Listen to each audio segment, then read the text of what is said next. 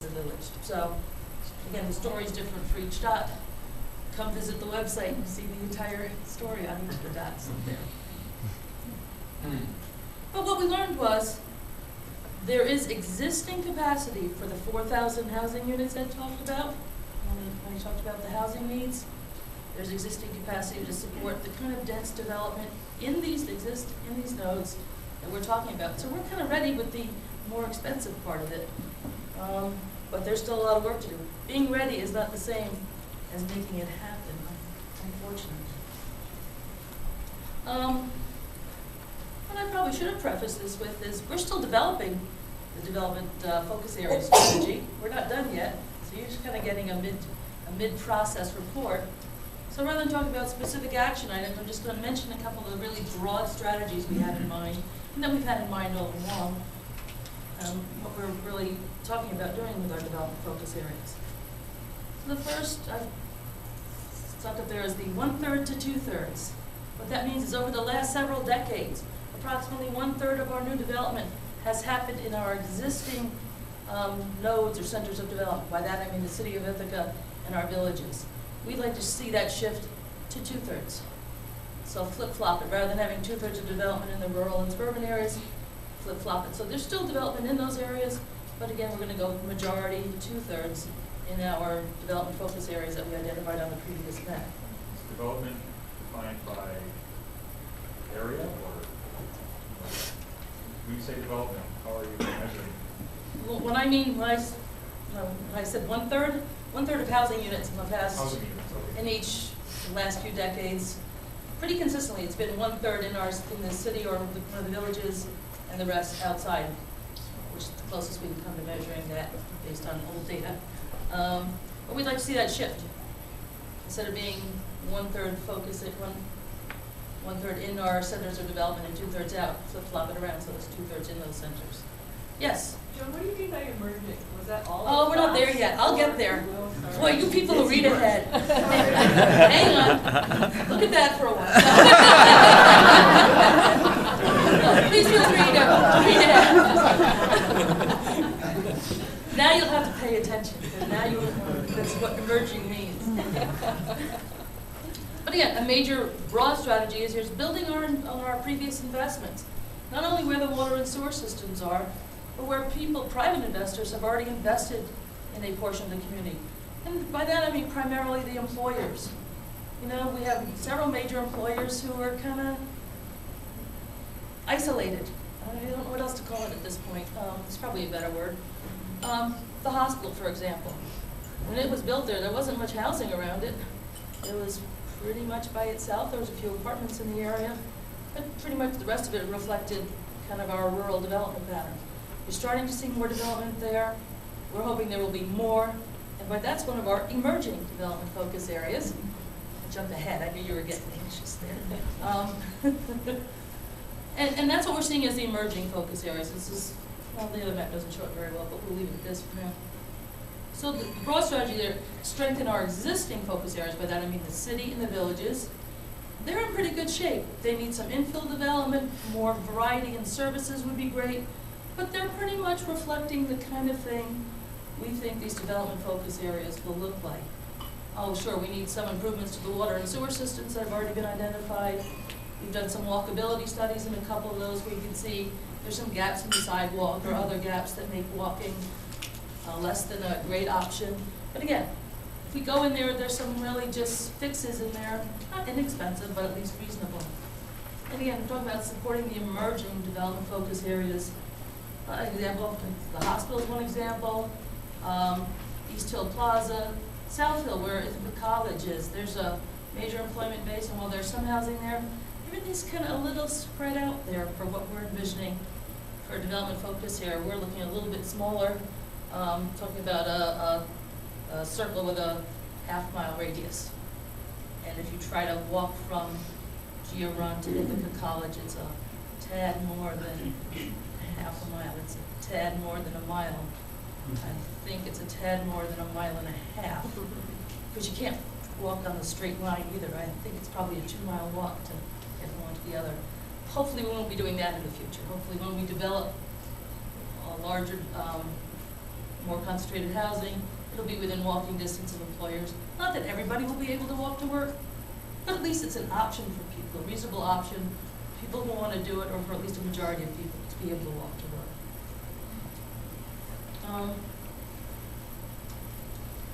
So how does all this fit together that we've talked about a little bit tonight? This map just overlays the development focus areas that we are planning on with the agricultural resource focus areas and the natural features focus areas that Katie talked about. I see there's some overlap there, but that just takes careful design and thoughtfulness when those areas are developed, when you're protecting farmland, how to address protecting stream corridors, for example, in areas where those overlap. It's perfectly possible to do. But the development focus area strategy supports more than just this pattern that you see on a map. For example, the development focus area strategy supports some of our goals in energy. It'll make it possible for people to walk places there so we can reduce some automobile trips in the community, get more people on buses. It's easier to connect places that are densely developed with buses than it is to try to serve broad swaths of low-density development. Higher density development will also allow for some of the alternative energy sources we think will be happening in the future, one example being district heating.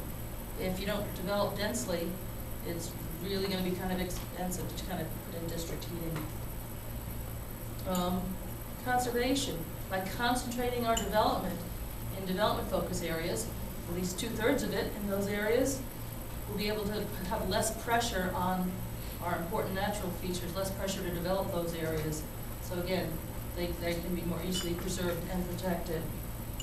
And housing, by providing the areas with the water and sewer infrastructure, we'll be able to develop housing at a density that allows it to be affordable, because that's part of the key to making housing affordable, is being able to develop it at a density that helps spread some of those capital costs to developer among more units rather than smaller units.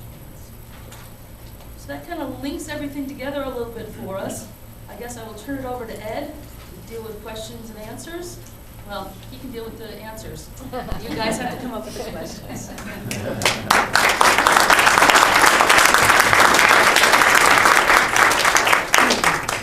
Thank you, Joan. And I hope you can think about how all of these things do make a community more resilient to these outside stresses, whether they be economic, energy, whatever.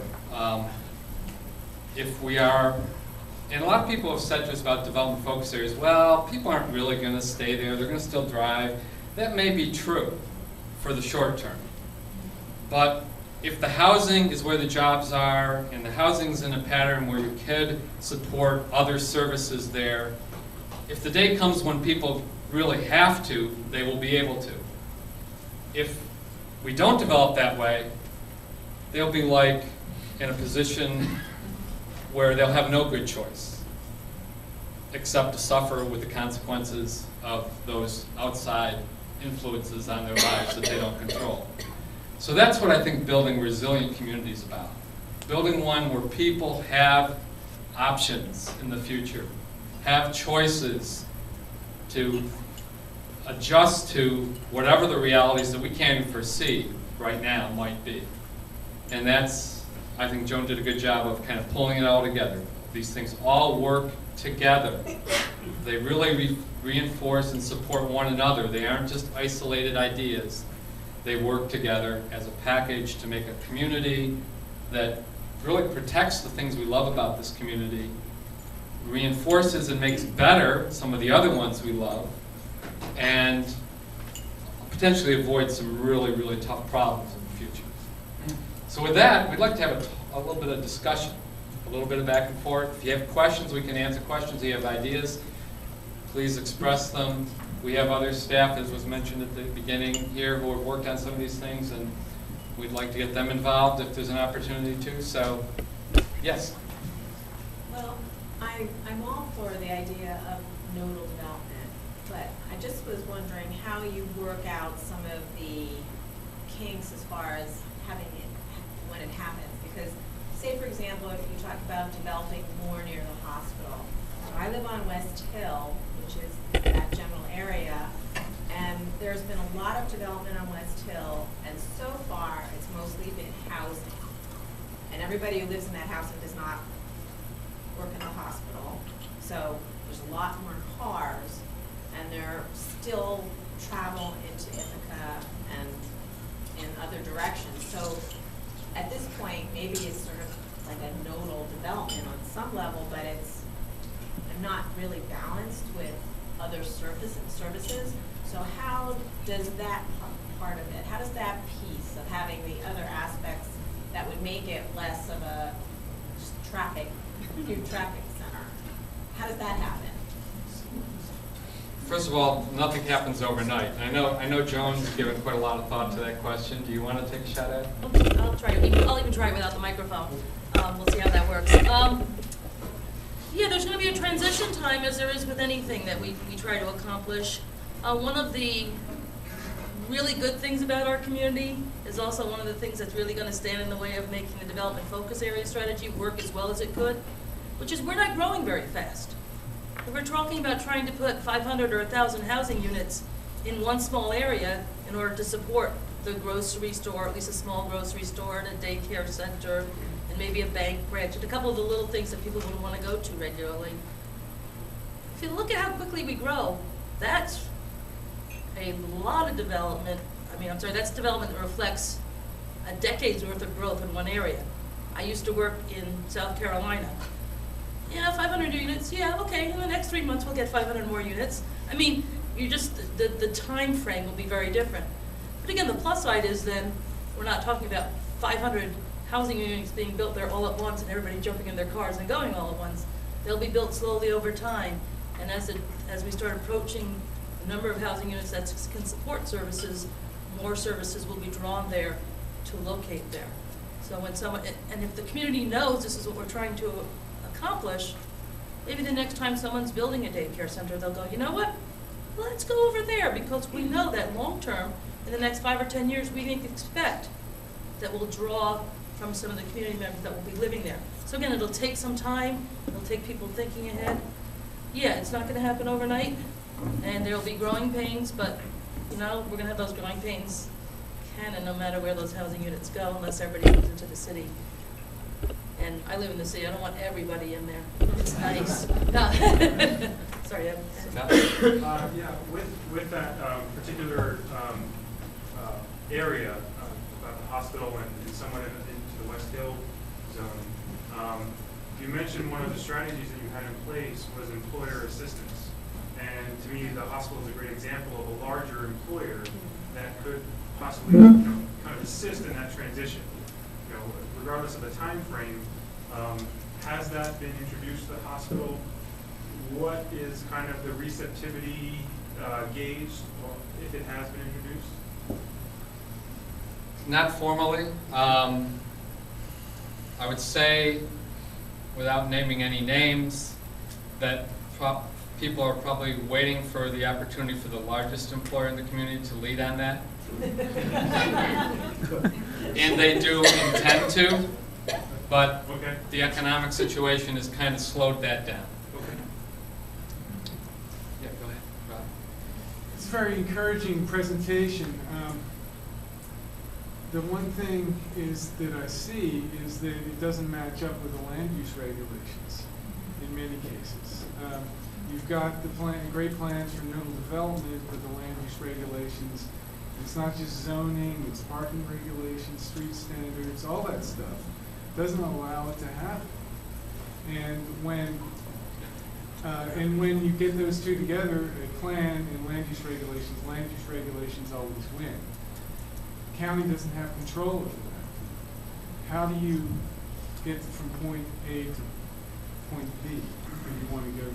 One of the things I didn't talk a whole lot about in my presentation was some of the partnerships we'll need to build to make this happen.